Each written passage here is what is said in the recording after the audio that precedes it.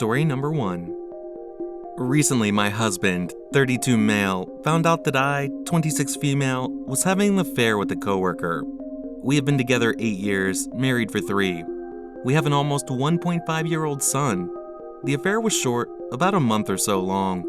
Since my husband found out, I haven't had contact with the individual. The individual has attempted to reach out recently in bizarre ways, but I have shown and told my husband every single time. The individual also quit his job.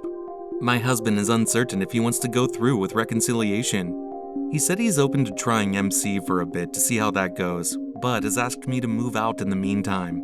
I've agreed to do so and am moving out this week. We have really good days together and really bad days, naturally. I want my marriage to work out, and I genuinely believe we can reconcile. In the chaos of when my husband found out, I too found out some news. A couple of years before we got married, my husband cheated on me with a coworker in almost the same manner I cheated on him. He claims to be remorseful like I am, and says it's why he hasn't asked for a divorce. We both have shared hope in our marriage working out, but he isn't open to putting in the work at this time. I know how wrong I am. Me doing it while married is worse than him doing it prior to us being married. I have no excuse. I was selfish and lonely. I had shared my unhappiness with my husband leading up to the affair, and nothing really changed. We argued often before going on dates, and our communication lessened. Despite our difficulties, I still made my choice, and I have to live with it whether we reconcile or not. I am an absolute monster. Any advice or helpful info for my situation? I would say both of you are wrong. He cheated before marriage and hid it from you for a very long time, and I can understand your perspective that yours is much worse since you did the cheating recently while you are married and have a child. You should start looking into your personal development through IC and should ask him the same. I'm going to repeat what so many others have already said. Your cheating is not worse than his. They're different, but they're both bad. You don't have to make it into a competition. And please make sure that you don't try to ignore the pain of being a BS. You can't just ignore it and hope that it goes away. You are going to need to deal with both sides at the same time, which will be so much work. It's something that you need to do. You were unhappy before your affair in your marriage. Make sure that you think you can be happy trying to reconcile. Reconciliation is not easy, and as the betraying party, the bulk of it will fall on you. If you cannot figure out that you want what you already threw away, then don't attempt it. Both of you will suffer if you are not willing to figure out how you allowed yourself to do something so awful, and if you aren't absolutely certain that your partner and your marriage is what you want. Knowing why you want it now, assuming you do, would go a long way towards making your reconciliation attempt work. Figure out now why you think your situation is going to be any less lonely considering that you shared your unhappiness and it was not addressed. You will need that motivation to keep going when the seas get rougher. Working past cheating in a marriage is one of the hardest things you are ever going to do. Understanding why you are making the attempt should help. It's not enough to want your life back that you threw away as a wife and mother in a family unit. You have to want your partner because you love him in a way that you did not when you decided to cheat on him. That is extremely difficult to do, and a good part of the reason that many reconciliations are unsuccessful.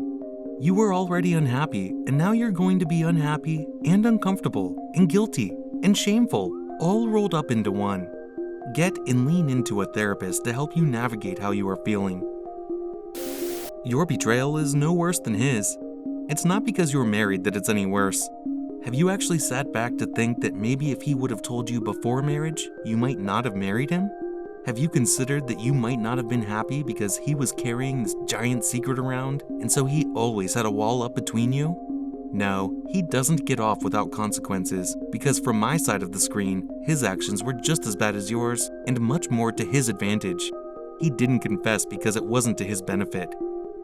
We've had the conversation on whether I would have married him or not.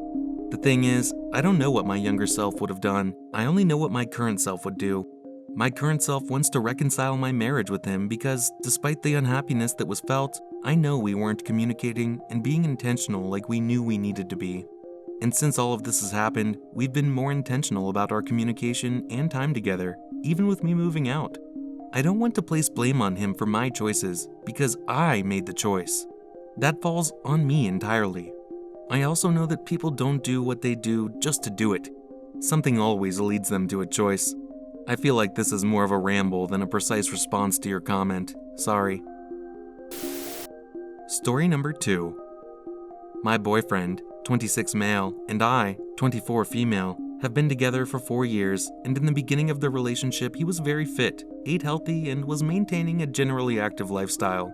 Because of the pandemic, he started working from home, and ever since then he's let himself go, to the point where he gained 60 pounds in the span of 2 years. He's in no way unattractive looking, has good hygiene, and knows how to dress, but the weight gain combined with the fact that I'm going through a rough patch in my own life has led me to not being sexually attracted to him. Since I still make an effort to be fit, I expect him to at least try to do the same.